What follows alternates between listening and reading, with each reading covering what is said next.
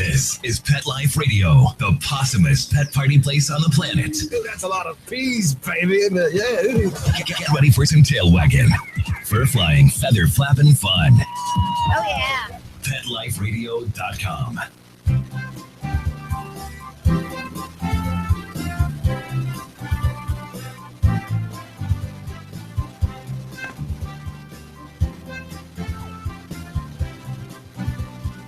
Okay.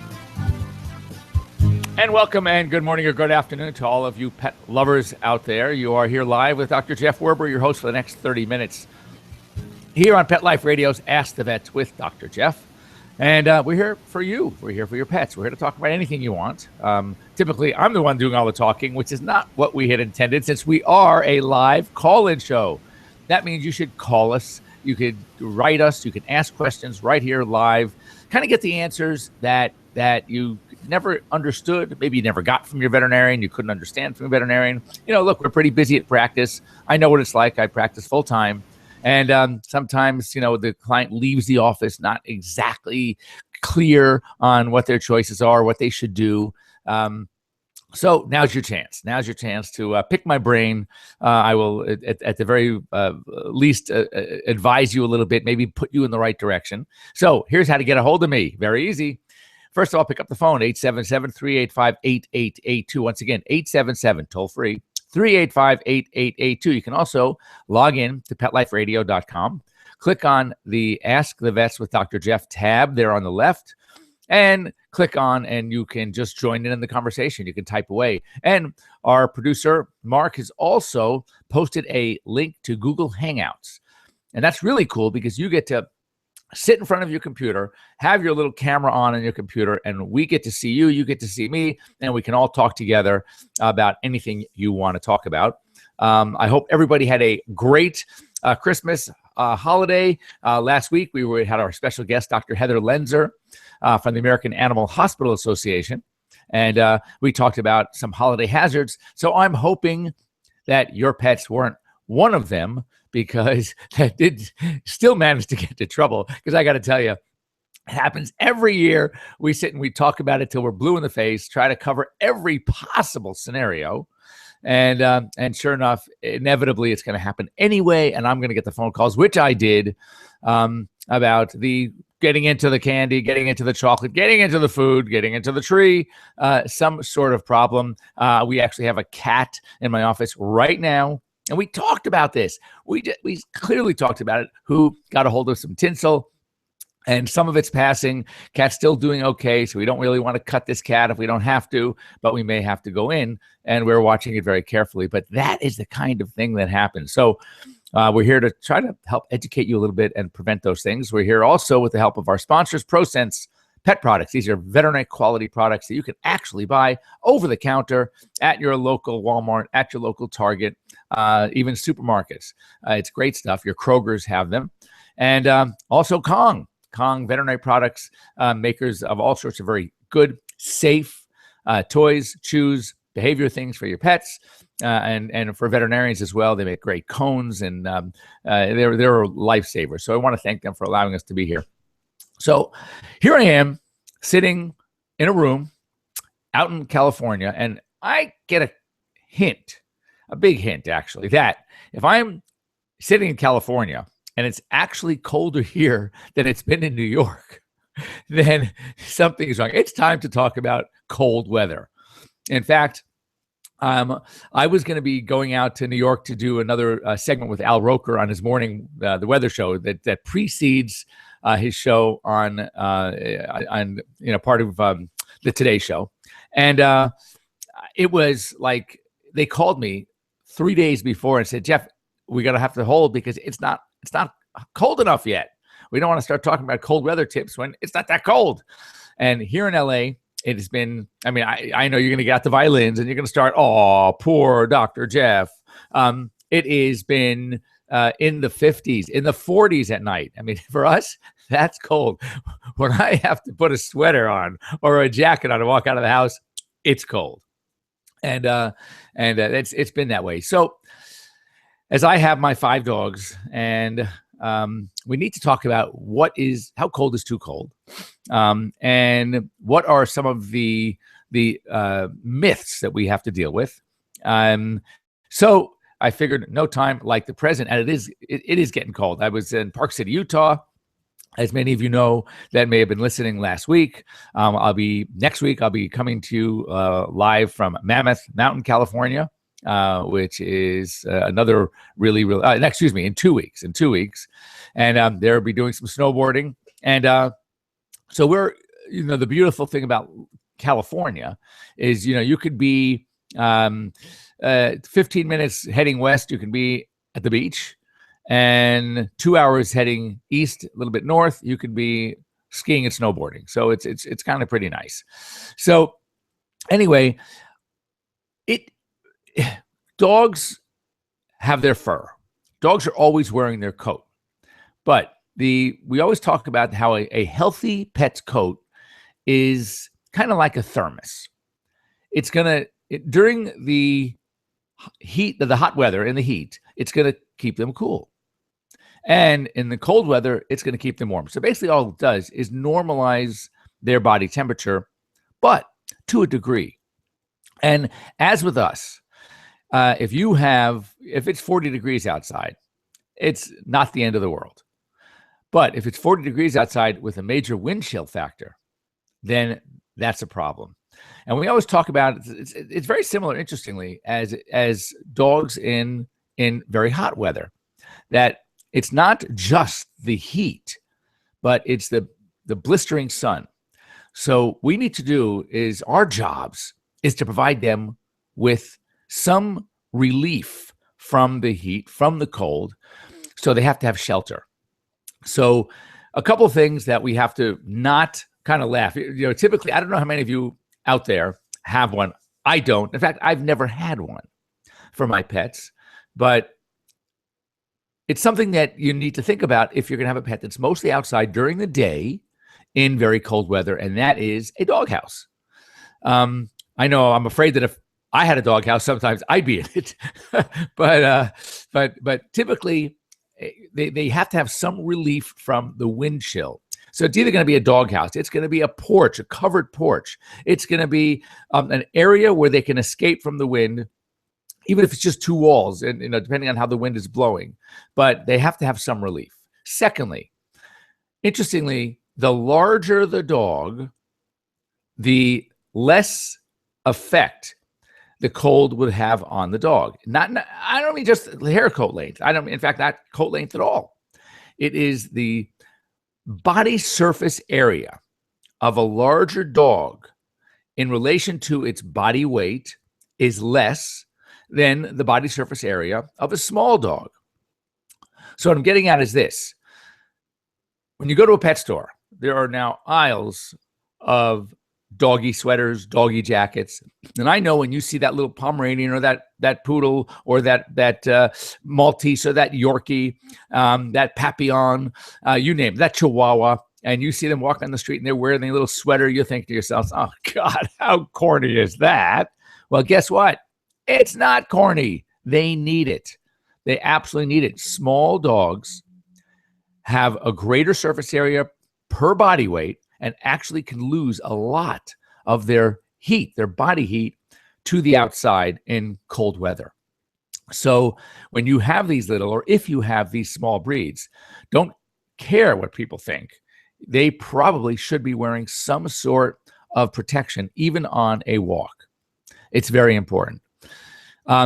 Secondly, if it's really freezing outside, there are some quite a few breeds actually that can deal with extreme temperatures, but even they need some relief. If they're out working, and I'm talking about your sled dogs, your Iditarod dogs, your Malamutes, your Huskies, your Samoyeds, even some of your Akitas, these dogs that have very thick undercoats, they are built for cold weather.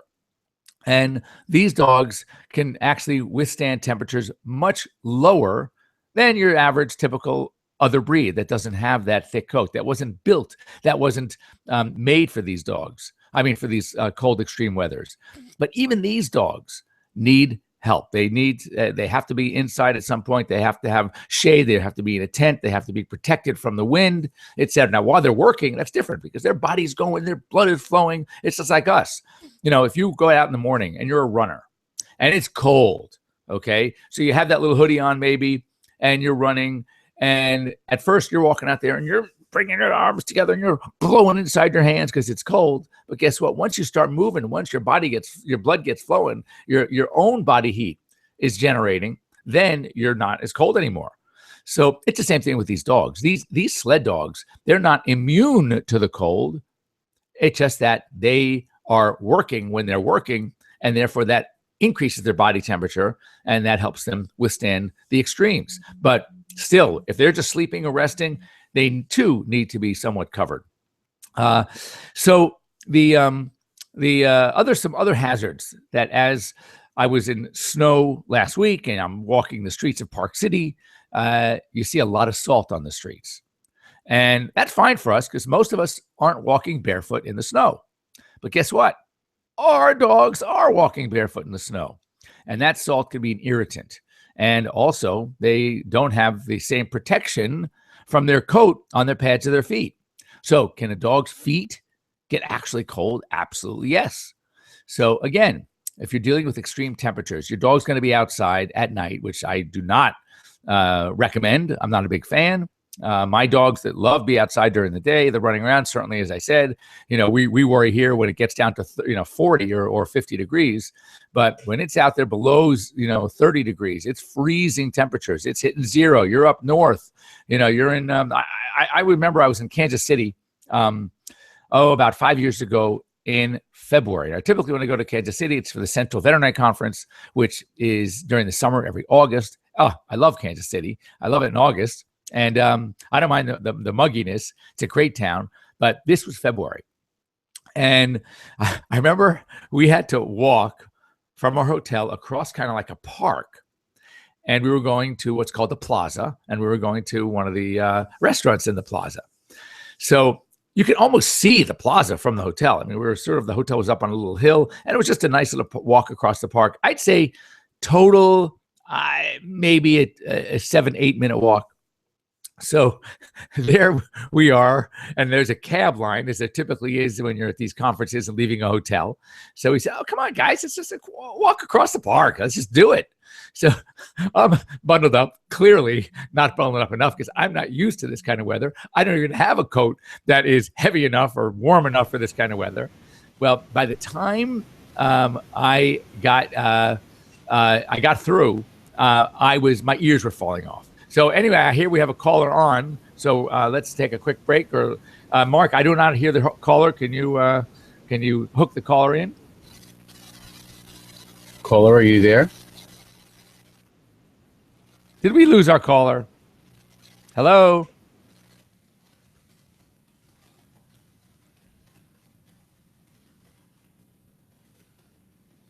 Hello, I can't hear you. Mark, can you hear the caller? I hear you.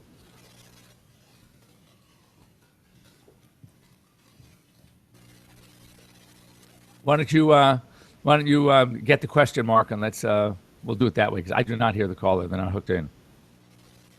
Okay, I can hear you, but he can't hear you for some reason. What is the question? I'll ask him.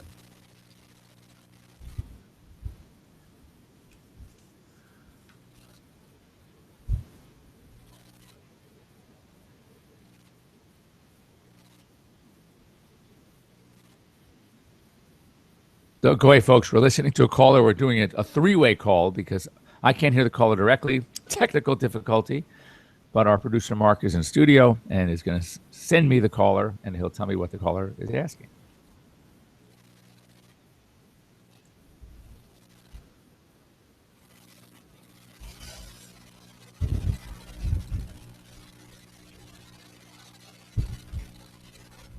Uncle Jeff, did you hear that? No. What's it? What is it?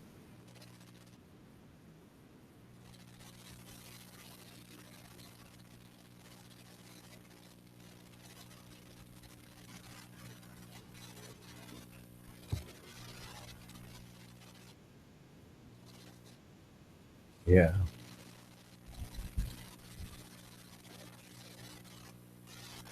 Okay, hang on. I'll get back to you. Okay, well, while we're trying to get the this question answered, or at least asked, so we can all hear it, Mark, do you have the question? No, caller, can you type it? Can you go to our website and type it into the chat box? There's the other option. We're going to have the caller is going to type in his question in the chat box, which I'll be looking. Okay. Yeah. Here we go. Is it from Holland, New York, about my American Bulldog? Okay, great question. I have a question from John from Holland, New York. I hope this is the same question, but John, I'm going to get your question in 1 second. Let me just finish this with the booties, which I was getting at in the cold weather. So when you have freezing weather like that, it's a really good idea to put booties on, not because they're cute. I mean, they are, but not because they're cute. You're doing it because we need to protect those feet from some of the elements out there, notably the snow itself, the ice, but also because of the salt that many municipalities put down on the ground, which can be very irritating to feet. So if you're going to take your dog for a short walk, that's probably okay. But if you're going to be on a public place where they're putting a lot of salt down, and like you're in New York City, for example, they do it all over the place, not a bad idea to put some booties on your dog's feet too. And again, they're many different types. You can get them online. You can get paw savers, which are great. Paw savers we talked about before are these little pads that just sort of attach to the feet. You don't have to actually put a booty on, and it's just enough to it's that barrier between the pad and the elements and the snow or the ice. So let's talk about real quick from Holland, New York. My friend's American Bulldog, 4 months. When you drop his food, he eats it like a vacuum cleaner. How can we get him to slow down? So first of all, 4 months is a puppy, and puppies love to eat. So the first thing I would say is don't drop your food. But what you could do is start to train the dog to that it is better for them to not chow the food down. Two things. If they're chowing food down from their bowls, there are a number of bowls out there on the market which are really, really cool that will actually force them to eat more slowly. They are bowls that are partitioned.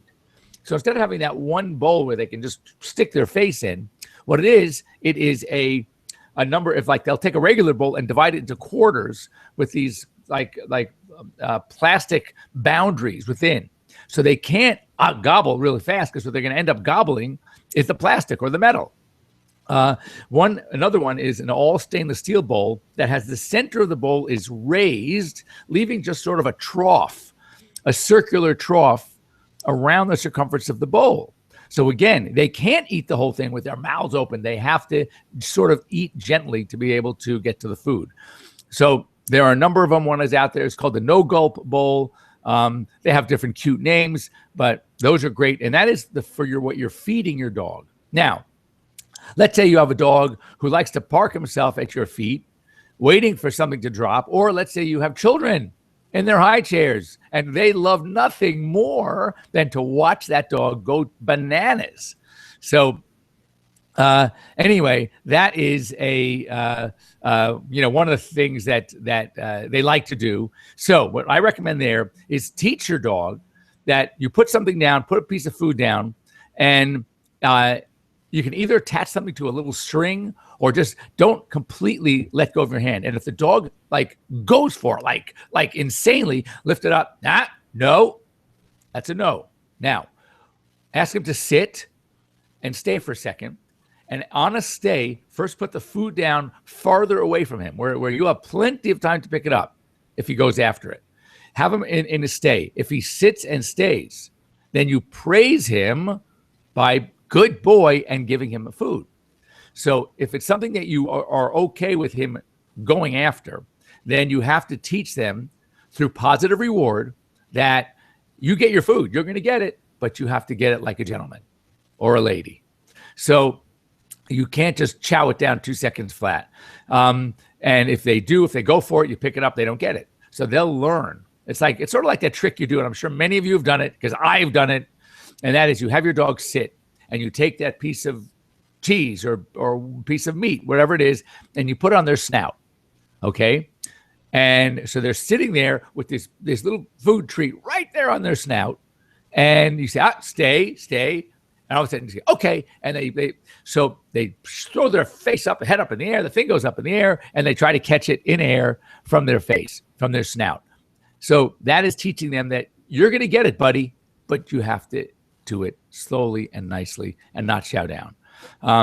And likewise, you should be able to put things on the floor, have your dog sit and stay and not get it. But remember, if you're going to do that, they have to get a reward. It's either going to be that piece of food that's on the floor or another treat.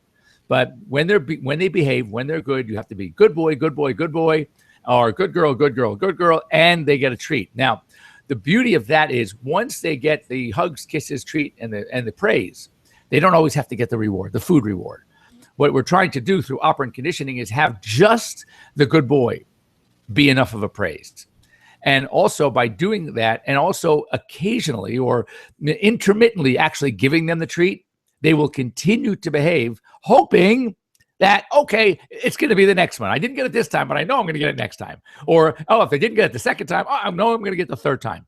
But if you stop giving them some sort of reward forever, that they may stop the behavior. And that's a whole study they've done on mice. And that's why I am a fan. And remember, and we've talked about it many times, volume does not play into this. So if you're going to give a dog a treat, it does not have to be a half of a turkey. It can be just a little teeny piece of something, and they will be equally as thrilled.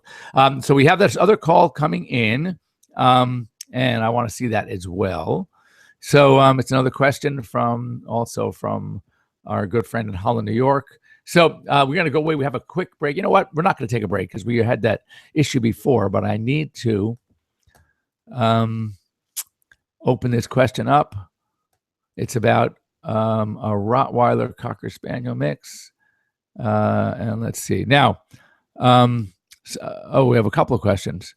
Hang on a second. All right. Okay, she's last a little messed up. The string is safe ingested. All right, chew dog for a Cocker Spaniel. We get him a toy made of string twisted for a Rottweiler. Okay, hold on. Oops.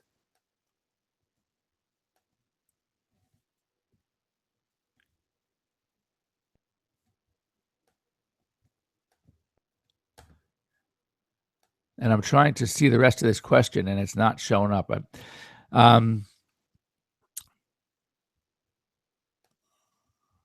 there it is. Hold on. Oh, my God. So we did the American Bulldog. All right. 2 for a Cocker Spaniel. Made him a toy of string that's twisted for Rottweiler. Where's that like nothing? Is the sting mom in invested nylon bones? Each of them tray. Is it safe? This is a phone in, listen to the podcast every week, or Brittany will return it. Okay. So now if there's a toy made of string, and he likes playing with it, and nylon bones are very safe. There's a question about there's different things that are safe for pets, and again, a great thing to buy or have bought for your pets during holidays. But the nylon bones are great, and they only become not safe. Sometimes they'll be able to chew the tips, the ends off of a nylon bone, and when they do that, sometimes they get a little spicular, they get a little sharp. So like the Nylabone, for example, which is a great safe toy, if they get kind of really sharp on the edges, then it's time to get a new one. But it takes a lot of work and a long time. Trust me, you're going to get your money's worth from some of these nylon bones. And let's see. And so they have a Cocker. They had a Brittany. They had to return. So as far as string toys, things with string in them, you got to be careful. Depends on how long the strings are and what is on the other end of a string. As we talked about last week with Dr. Lenzer, is that there's something called a string foreign body. And that's where a dog ingests some string, or a cat, big time in cats, because cats love string. And depending on the length of the string, it starts to course through the intestine. But if there is a large chunk at the end that can't make it out of the stomach, then we end up with something called a string foreign body effect. Those are very, very dangerous. That's why right now, as I mentioned, we have this cat in the hospital, and we're worried about that cat possibly needing surgery if the tensile doesn't come out. So when we have a short piece of string, it's going to pass. I'm not worried about short pieces of string. If they can, even when they're fully rolled up in a ball, it's less than the narrowest area in diameter of the intestine, which is usually called the ileocecocolic junction, then we're fine. It's going to pass. We're not a problem. So it's when they get really, really long pieces of string, really, really long pieces of even dental floss. I've had cats that love digging into garbages in the bathroom and will pick up a very long piece of dental floss.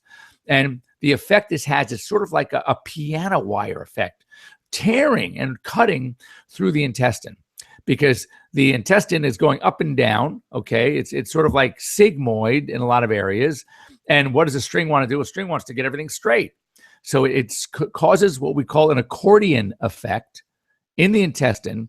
And as the intestine is doing its job by trying to propel ingesta and anything inside of it through, it ends up cutting itself at what we call the mesenteric junction. That's where the blood supply is. And we've seen, any veterinarian has seen some pretty major disasters with string foreign bodies. So we've got to be very careful. So if you are getting a toy that's big, it's like one of those big rope knot toys with the big knots on both ends. Those are usually pretty safe, because if they do, it's almost impossible for them to take the knot out. So they can't get a bunch. They might pull away a string or two, but in length, it's not big enough to cause a problem. So I think that the cocker is going to be fine. I want to thank John from Holland, New York, for giving us a call. Well, in this way, in chat room, we're going to work on our technical issues so we can not only hear, but again, if you log on to PetLifeRadio.com, there's going to be a link for the Google Hangouts live chat, and you can join us. We can see you right there in the flesh, on air. So make sure you're dressed appropriately, and also, what's a great thing about this, and as I said, you're going to hear more about this type of consulting. But if you have your pet with you, or you have one of those cameras, as I do, right on my computer, you can have your pet with you. I want to see your dog. I want to see your cat. If you want to show me something on the skin, or show me something in the mouth, or show me something in the ears, it's the best way to do it. And again, I can't play your doctor, but what I can do is give you some ideas, some suggestions of what it might be. And what if it were this, and that's the key, if it were this is what I would recommend you do or have your doctor do. And then you can go to your doctor, see what he or she says, and then we can have a conversation. And as you know, I'm always available. You can reach me at Dr. Jeff, Dr. Jeff at PetLifeRadio.com, which means that if we do something like that, which I really would love to do, and you go get a difference of opinion, you can always contact me and we can have a conversation. I will give you my phone, and I would even talk to your doctor. It all depends on what you find. So it's a great way to get some really, really good information, and it's free, at least for now. And never for me, but there are, you'll see probably in the next 6 months, you're going to hear a lot about this. There are a couple of companies out there doing it, trying to help people save money, get information, at a very reasonable cost, way cheaper than going to your veterinarian. And it's as I said, it's not to replace your doctor. It's to help join in, giving you more information, better equipping you to have that conversation with your veterinarian. So anyway, thanks for joining me here. Sorry for some of the glitches. We are working them out using the Google Hangouts, which we love. And we're trying to get more of you on air. So make sure to tune in next week. It'll be January, what's it going to be? 2nd, 3rd. And we're looking forward to having you join us here at Pet Life Radio's Ask the Vets with Dr. Jeff. Once again, thanks to our sponsors, ProSense Pet Products and Kong. And if you want to get a hold of me during the week, if you have any questions, you can reach me through Pet Life Radio at Dr. Jeff at PetLifeRadio.com. See you next week.